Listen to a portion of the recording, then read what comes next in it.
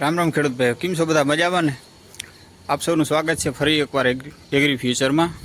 આપણે આજ જે ટ્રેક્ટર જોવાના છે ને એ છે આઈસરનું 450 5 સ્ટાર મોડલ 44 હોર્સ પાવરનું tractor.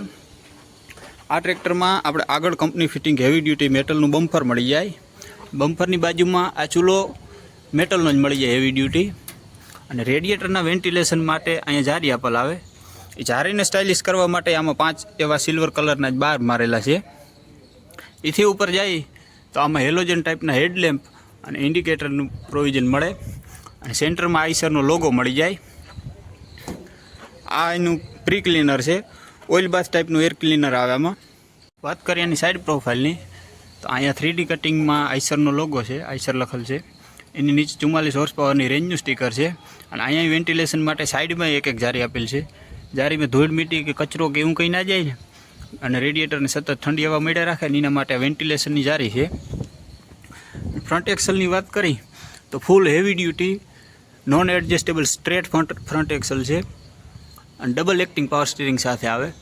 Balance type double acting power steering. આનો ફાયદો એ કે ભવિષ્યમાં કોઈ દી તમારું પાવર સ્ટીરિંગ ખરાબ થવાની શક્યતા બહુ ઓછી આમાં. વાત કરીએ આના બોનટની તો કંઈક આ ટાઈપનું સિંગલ પીસમાં જ બોનટ મળી જાય છે. આના બોનટને ખોલવા માટે આ બે ક્લેમ્પ આપેલા છે બંને સાઈડમાં. આ ક્લેમ્પ ખોલી અને બોનટને આગળ ઊંચું કરો એટલે બોનટ આગળની તરફ ખુલી અને એની મેળાઈ જ્યાં એની જગ્યાએ રહી જાય. રેડિયેટરની વાત કરી તો આમાં આપણે ઓરિજિનલ બંકો કંપનીનું જ રેડિયેટર મળી જાય. અને કુલન્ટ ઓવરફ્લો માટે પણ કન્ટેનર અહીં રેડિયેટરની બાજુમાં જ મળી જાય. રેડિયેટરના પંખાની વાત કરી તો પ્લાસ્ટિકનો જ પંખો આપેલો છે. જો મેટલનો આપ્યો તો વધારે સારું રહે. અને એની બાજુમાં જ અહીંયા પ્રીકુલ કંપનીનું 35 એમ્પિયર 14 વોલ્ટનું ઓલ્ટરનેટર આપેલું છે. હાઇડ્રોલિક અને પાવર સ્ટેરિંગના ઓઇલના ફ્લો માટે અહીંયા ટેન્ડમ પંપ આપેલ છે. આગળનો જે પંપ છે એ હાઇડ્રોલિક માટે ઉપયોગી છે અને પાછળનો જે પંપ છે એ પાવર સ્ટેરિંગ માટે ઉપયોગી છે. અને એની નીચે જ અહીંયા હાઇડ્રોલિકનું ઓઇલ ફિલ્ટર માટે એક મોટું ફિલ્ટર આપેલું છે. આ ફિલ્ટરમાં અહીં પાછળ મેગ્નેટ લગાડેલું હોય, મેગ્નેટિક ફિલ્ટર કહેવાય આને. એટલે આ પાઇપમાં જે કંઈ કોઈ લોખંડની એમરી કે રજકણ હોય ને તો એ આ મેગ્નેટમાં ચોંટી જાય. આપણે હાઇડ્રોલિકના કંટ્રોલ વાલ્વ સુધી નથી પૂગતું. અહીંયા છે એનો 2.5 કિલો વોટનો ગેરવાળો સ્મૂથ સેલ્ફ સ્ટાર્ટર મોટર. આ સેલ્ફ સ્ટાર્ટર મોટર થોડી ઘણી નાની બેટરી હોય, મોટરસાઇકલની બેટરી હોય તો પણ આમાં સેલ્ફ લાગી જાય. આની બેટરી આપેલ છે. બેટરીમાં સ્ટાઇલિશ કવર આપેલું છે આઈસરના લોગો સાથે. એકદમ પ્રોટેક્ટિવ કવર આપેલું છે. આમાં 12 વોલ્ટ અને 88 એમ્પિયરની બેટરી મળી જાય. અને બેટરીની આમાં 2 વર્ષની વોરંટી હોય છે. હવે વાત કરીએ આ ટ્રેક્ટરના એન્જિનની તો આમાં સિમ્સનનું S325 3 સિલિન્ડર 2500 cc 44 હોર્સ પાવરનું એન્જિન મળે છે, જે પોતાનું full power 2150 rated engine RPM produce કરે છે. હવે વાત કરીએ આપણે આના ડીઝલ ડિલિવરી સિસ્ટમની તો આનું ફ્યુલ ટેન્ક છે ફૂલ મેટલનું હેવી ડ્યુટી ફ્યુલ ટેન્ક છે. અને એ કી લોક સાથે છે એટલે તમારે ડીઝલ ચોરી થવાની સંભાવના નથી. આમાં મેટલનું ફ્યુલ ટેન્ક છે અને 48 લીટરનું ફ્યુલ ટેન્ક છે. લગભગ 50 લીટર જેટલું ડીઝલ આમાં આવી જાય. ત્યાંથી ડીઝલ આ વોટર સેપરેટરમાં આવે. ડીઝલમાં કદાચ કોઈ પાણીનો ભેજ કે એવું હોય તો એ આમાં નોખું થઈ જાય. ત્યારબાદ આ primary fuel filter, secondary fuel filter અને ત્યાર પછી માઇક્રોબોસના ફ્યુલ ઇન્જેક્શન પંપથી નોઝલમાં ડીઝલ સ્પ્રે થાય. અને સાઇલેશનમાં સાઈડમાં જ છે, એકદમ ચોખ્ખું સાઇલેશન છે સાઈડમાં જ.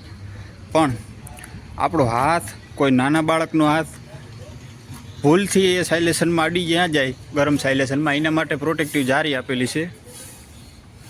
કરીએ ટ્રેક્ટરના પ્લેટફોર્મની તો આમાં એક સિંગલ ફૂટ સ્ટેપ આપેલું છે.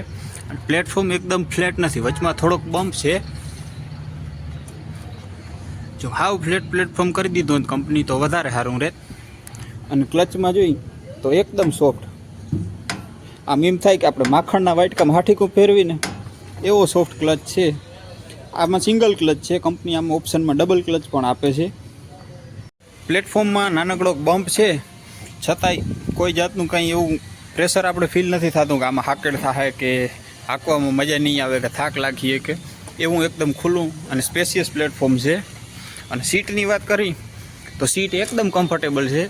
આપણે બેક રેસ્ટ, લોઅર બેકને ફૂલ સપોર્ટ કરે એવું કમ્ફર્ટેબલ સીટિંગ છે. એટલે તમારે કમરનો દુખાવો કે થાક લાગવો કે એવી કોઈ તકલીફ આમાં નથી થવાની.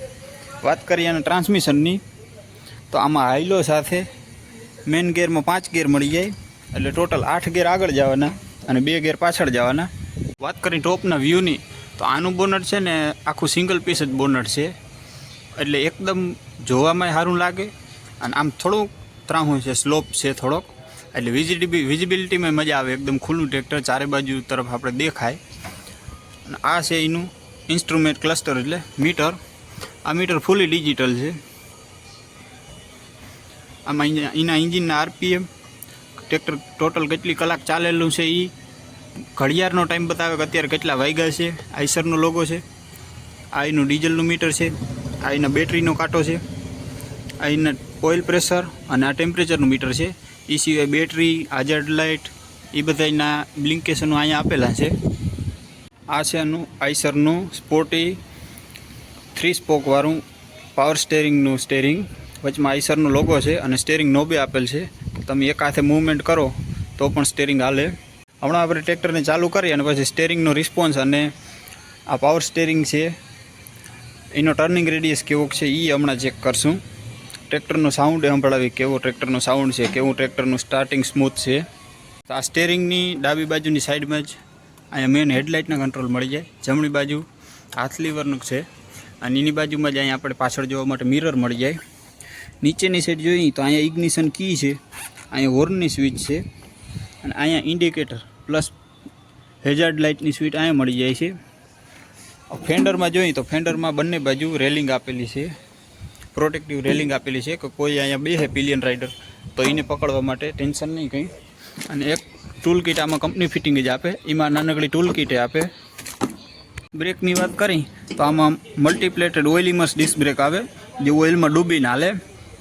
આ એના પેડલ છે, પેડલ બ્રેકના સ્મૂથ છે. હેન્ડ બ્રેકનું પ્રોવિઝન અહીંયા જ આપેલ છે.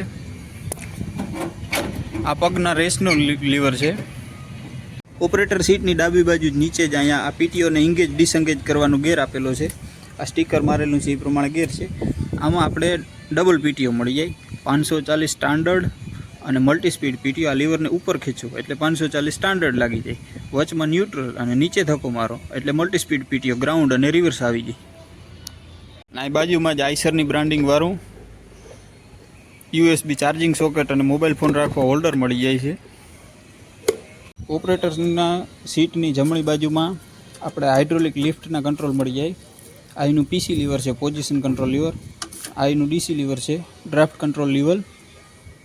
આ અહીંયા હાઇડ્રોલિક કંટ્રોલવાળો આપેલો છે આગળ. અને હાઇડ્રોલિકનું ઓઇલ ફિલ્ટર કરવા માટે બીજું એક નાનું ફિલ્ટર અહીંયા આપેલું છે. આમાં 2 લોક આવે, એક અહીંયા છે અને એક અહીંયા સાઈડમાં છે. એક ટ્રાન્સપોર્ટ લોક છે અને એક ડ્રોપ સેટિંગ વાલ છે, DRC વાલ. 3-વે એડજસ્ટેબલ સીટ છે, પોતાના વજન પ્રમાણે સીટનું સેટિંગ કરવા માટે નોબ અહીંયા આપેલ છે. એની બાજુમાં જ બોટલ હોલ્ડર છે અને સીટની બરોબર પાછળ રિફ્લેક્ટર આપેલું છે. અહીંયા ઓઇલ ઇમર્સ બ્રેક છે ને, આ એની વોર્નિંગ લખેલી છે. આમાં આપણે સિંગલ જ ડિસ્ટ્રીબ્યુટર વાલ મળે છે. ટોપ લિંક, ટ્રોલી માટેનો પાટલો, આ ડ્રોબાર પટ્ટી એ બધું આમાં કંપની ફિટિંગ જ મળે, અલગથી કોઈ લેવાની જરૂર નથી આપણે. વાત કરી આના પીટીઓની તો આમાં 40.5 એટલે લગભગ 41 હોર્સ પાવરનો પીટીઓ પાવર મળી જાય. અને વાત કરીએ આની હાઇડ્રોલિકની તો 3 પોઈન્ટ સેન્સિંગમાં આની કેટેગરી 2ની હાઇડ્રોમેટિક હાઇડ્રોલી મળી જાય કે જેની લિફ્ટિંગ કેપેસિટી છે 1650 કિલોગ્રામની. આમાં હવે આપણે હાકરોની સિસ્ટમ ગઈ, આમાં હાકરો નથી મળતી, આમાં સ્ટેબિલાઇઝર 12 જ મળી જાય છે કે જેમાં તમને હાથી જોડવું છોડવું બધું સહુલિયતવાળું થાય. આરામથી તમે હાથી છોડી શકો. અને પ્લસ આની લાઈફ હાકરું કરતાં ઘણી વધારે, આમાં ભાંગતૂટની બીક નથી રહેતી. આપણે નીચે જ 12 વોલ્ટનું સોકેટ મળી જાય છે.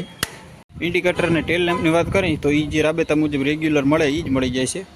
આ વર્કિંગ લાઇટ મળી જાય છે. વર્કિંગ લાઇટ હેલોજન ટાઈપની છે, LED દીધી હોય તો વધારે સારું રહે. અહીંયા 450ની બ્રાન્ડિંગ મળી જાય અને આ નંબર પ્લેટ લગાડવા માટેનો હોલ મળી જાય. અહીંયા ઓક્ઝિલરી વાલમાં લગાડવા માટેના ઇન્સ્ટ્રક્શન આપેલ છે અહીંયા. હવે આપણે જોવું આ ટ્રેક્ટરનું સ્ટાર્ટિંગ અને આનો ટર્નિંગ રેડિયસ.